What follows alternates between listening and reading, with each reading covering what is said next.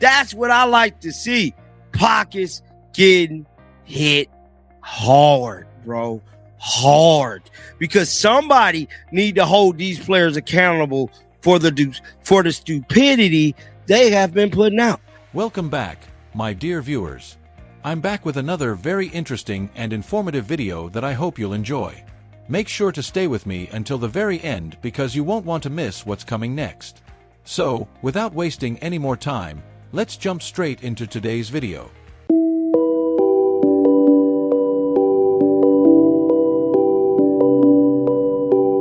Go to the locker room and tweets out white privilege in the middle of the game. Now, here's the kicker to me. A flagrant 2 has to be contact that can lead to an injury that looks excessive. Dijonai, it was about as excessive as possible. If there was any evidence of there being white privilege, this was not it. What the hell do y'all think? Now, it states here, Reebok is reportedly dropping their endorsement for Dijonai Carrington after she attacked Sophie Cunningham. Let's go. DJ Carrington might be losing the one thing that was actually going her way this season, and from the sound of it, she only has herself to blame for how fast it's slipping away. This isn't some slow, quiet fade either. This is the kind of collapse that happens in real time, in front of cameras, in front of millions of people scrolling their phones.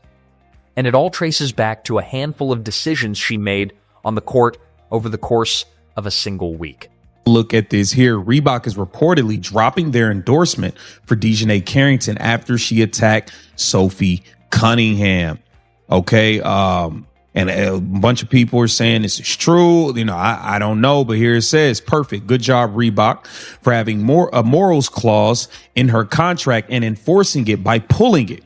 Carrington is a bully that the league apparently is protecting. Wake up, WNBA, before someone really gets hurt.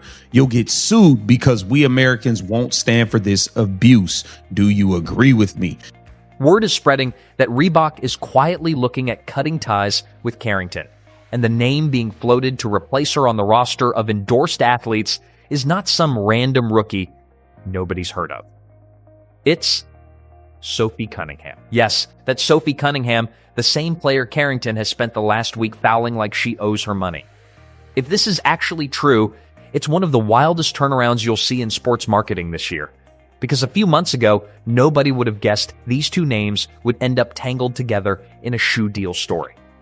Let alone on opposite ends of a controversy that's now threatening one of their careers financially. That is just a hard hit. That's definitely going to be upgraded, I think, to a flagrant 2, Ryan. I think that is going to be a flagrant 2. There is wind up, there is follow through, there's potential for injury.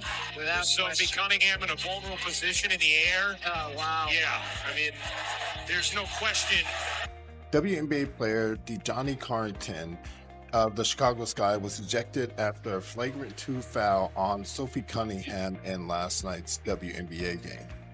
As you saw from the video, Sophie was going for a fast break layup when Dijonai decided it would be a good idea to go after her head instead of the ball. So that obviously prompted the flagrant 2. The referees take a look at it and she was ejected, and a lot of people are calling for her suspension after this. Here's how we got here. Reebok signed Carrington a while back, hoping she'd be one of the faces of their basketball line. Someone with personality. Someone people would want to root for both on the floor and off it. That's the whole point of an endorsement deal. A brand isn't just paying for your jump shot. They're paying for the way you make people feel when they see your name on a box in a store or an ad running before their favorite video. And lately, the way DJ Carrington has made people feel has not exactly been warm and fuzzy. It's been the opposite.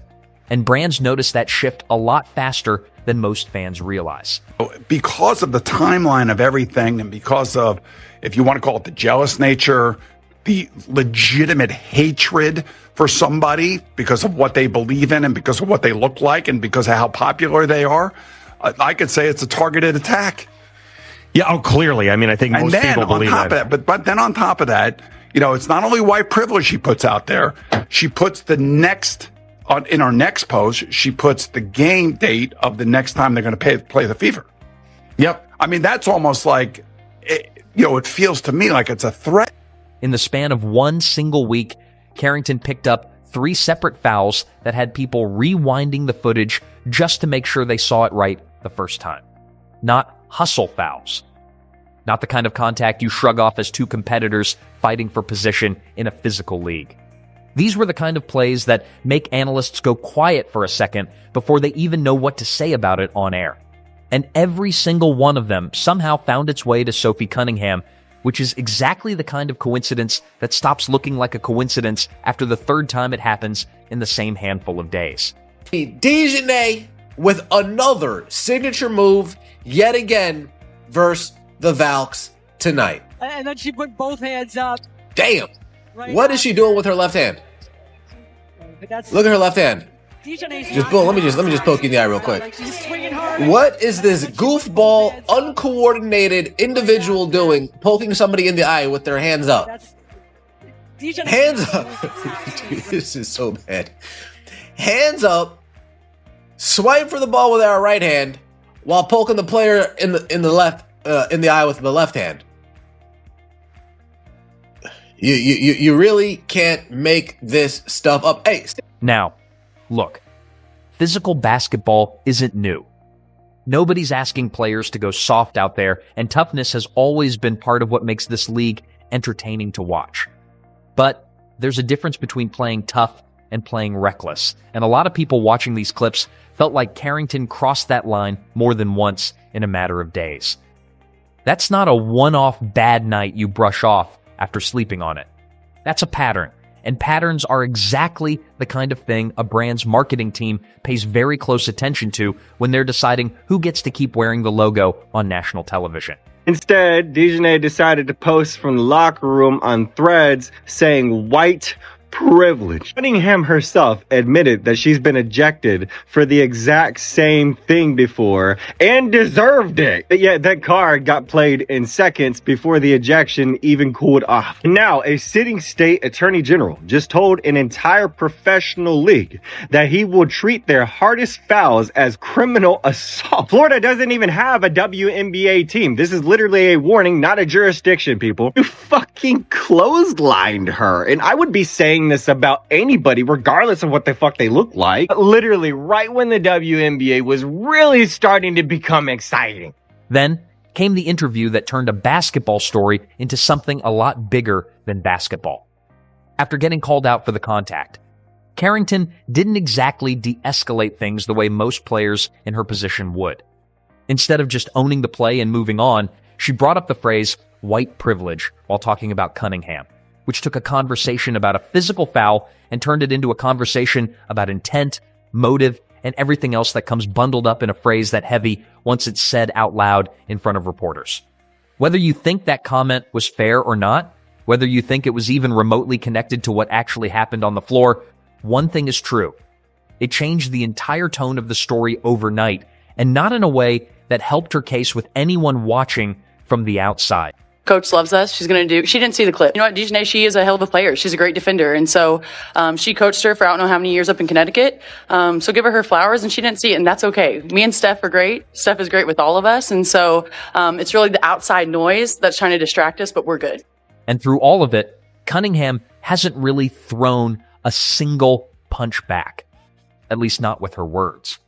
She's mostly just kept playing, kept showing up, and let her performance answer for her, the same way she's handled plenty of noise around her this season already. That contrast is exactly why so many people online started asking why one player gets painted as the difficult one and the other gets praised for staying composed, even when she's the one absorbing the hits night after night. It's a simple visual, really. One player getting hit and staying quiet. One player throwing the hits and getting loud about it afterward. People notice which one of those looks better on camera, and brands notice it even faster than the fans do. And social media did not sit quiet on any of this. One tweet that picked up serious traction read, Reebok still has Dijonai Carrington on an endorsement deal after she cheap shots Sophie Cunningham and screams white privilege. That's not an athlete. That's a liability. Drop her or America drops you. That's not a soft take. That's somebody drawing a hard line and daring the brand to pick a side and judging by the replies underneath it. A lot of people agreed with every single word. Quote tweets started piling up with people sharing their own receipts from earlier games, old clips resurfacing, screenshots of past comments, all of it getting stitched together into one bigger case against her staying on the brand's roster at all.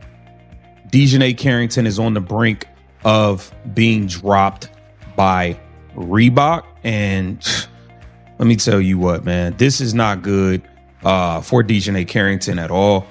And then you have this going on as well. Thousands demand Reebok drop Dijonai Carrington after brutal attack on Sophie Cunningham. Hold her accountable. I firmly support Reebok dropping Dijonai Carrington's endorsement. Okay, so a lot of people are, getting behind this thing, and Dijonai Carrington is on the brink of potentially losing millions of dollars with sponsorship. Here it says breaking thousands of people are calling Reebok to drop. This thing is everywhere, man. This thing is everywhere. So that's the kind of headline brands dread seeing attached to their name.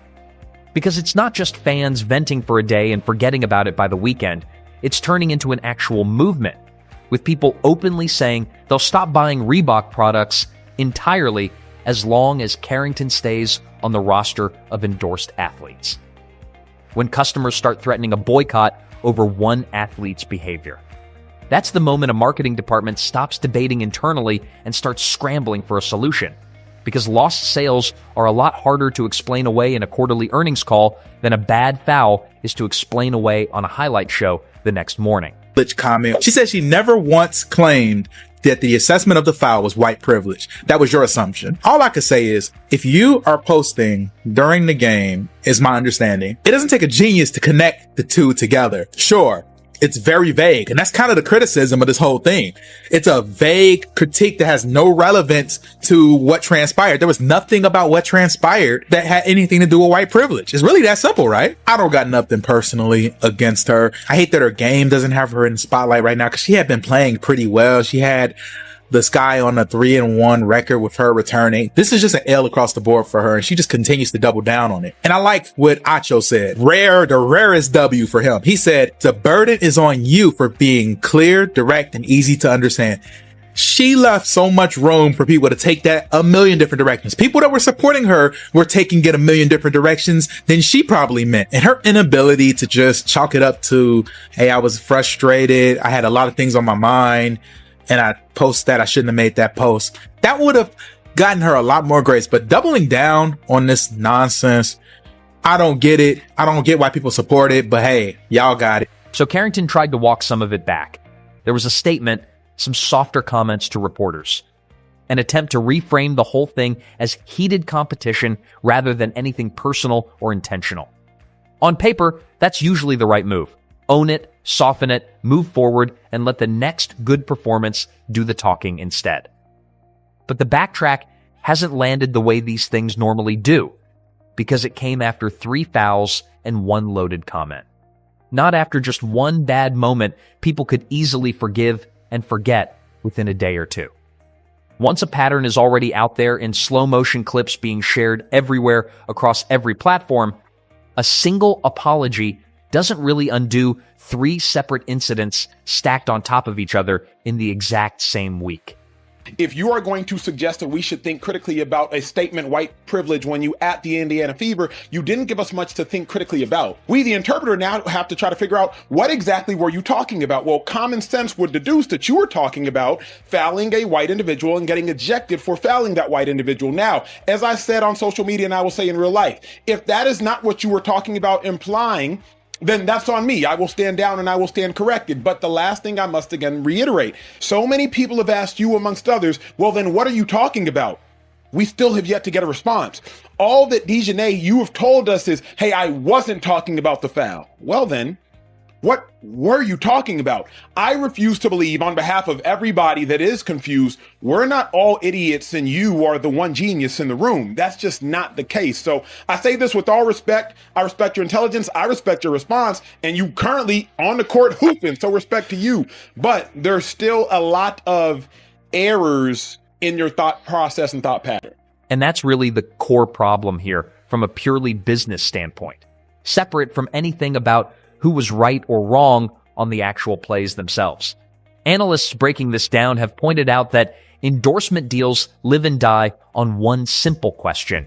Is this person somebody the average customer wants to see representing a brand they buy from at the store? Skill on the court gets you the offer in the first place. Likability and public trust are what keep the deal alive once the cameras are rolling for a different reason than a highlight reel. Right now, based on how this week has gone, that trust is looking shaky.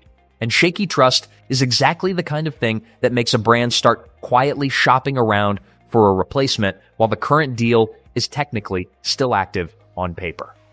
Which brings us back to Sophie Cunningham, and why her name specifically is the one getting floated as a replacement instead of anybody else on the roster.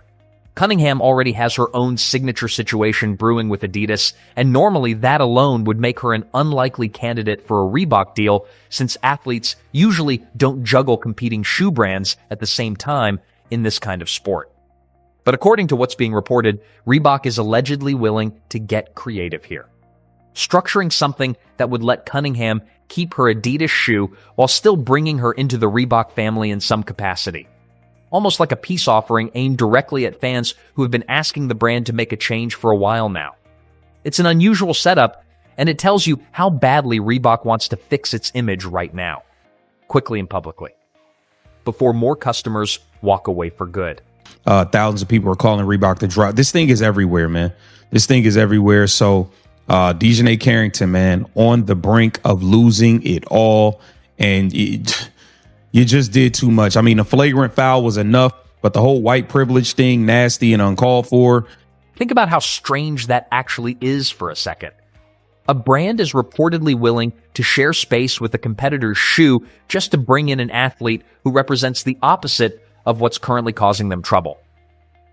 That's not a small gesture you make casually. That's a brand admitting, without saying it directly in any press release, that keeping their current athlete the way things stand right now is doing more damage than losing some exclusivity ever would. When a company starts bending its own usual rules just to win back customer trust, that generally means the internal numbers are a lot worse than anything they're willing to say publicly to reporters or shareholders. And for Carrington, the timing could not be worse. She wasn't just risking one small deal here. Endorsement contracts tend to have language built in for exactly this kind of situation, clauses about conduct, about public image, about anything that could embarrass the brand attached to your name in a very public way. 3 rash fouls and a heated comment about a fellow player, all inside one single week, is precisely the kind of stretch those clauses were written for in the first place. It's not just Reebok that's watching this unfold either. Other brands pay attention to these stories too, because nobody wants to be the next company explaining to angry customers why their athlete is still cashing checks after a week like this one. And that kind of ripple effect can quietly cost an athlete more than just one contract. Hey, the WNBA is the gift that keeps on giving. The latest is a clothesline foul on Sophie Cunningham by Dijonai Carrington, the woman that went on an incredibly racist rant against cab driver, and of course knocked the hell out of Caitlin Clark from behind her rookie year. But that's okay. I'm not mad at that kind of basketball. That's all good. But the problem is after. It was white privilege. I just want you to think logically, and please comment on this. White girl goes to the basket. African-American woman knocks her on her ass, clothesliner, knocks her down, upgraded to a flagrant 2. Black girl kicked out, and it's all because of white privilege. Let me know what you think. I think it's typical WNBA stupidity, and I love it. What makes it sting even more is that none of this had to happen the way it did.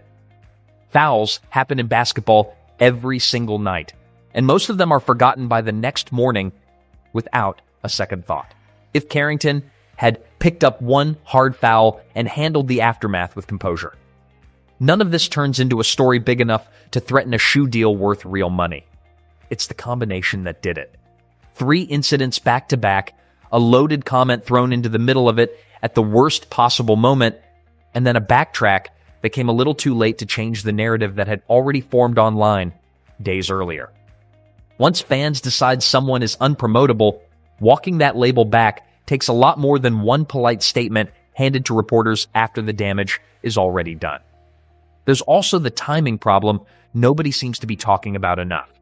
This all happened during a stretch of the season when cameras are on every single game. When highlight accounts are actively hunting for controversial moments to clip and repost within minutes. A questionable foul that might have slipped by quietly during a random midseason game in an empty arena instead got amplified across every platform almost instantly, replayed from 6 different angles by 6 different accounts before the night was even over. That kind of visibility cuts both ways. It can turn a good moment into a viral highlight overnight, but it can just as easily turn one bad decision into a week-long news cycle that a brand simply cannot afford to attach itself to anymore. I think that there's so much good going on in the WNBA. I think that basketball is being played at the highest level it's ever been. I think our team in specific, we are breaking history right now with the amount of points that we're scoring on back-to-back games.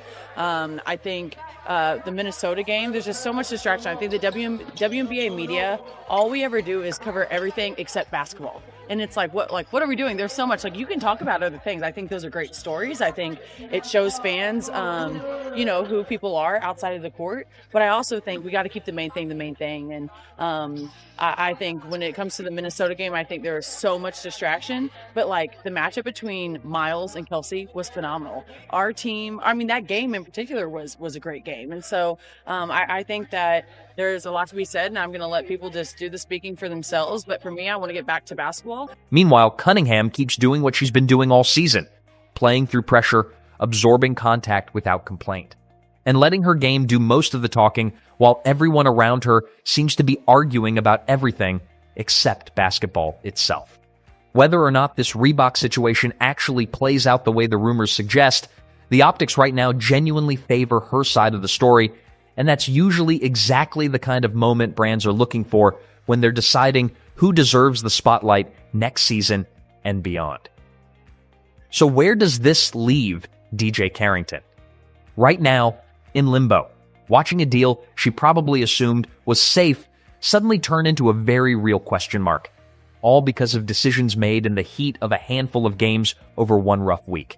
Whether Reebok actually follows through on cutting ties, or whether this cools down the way plenty of sports stories eventually do once the news cycle moves on to something else entirely.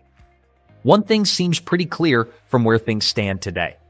The character an athlete shows in these smaller heated moments matters just as much to brands as anything that shows up on the stat sheet at the end of the season, and right now a lot of people don't like what they've seen from her this past week at all.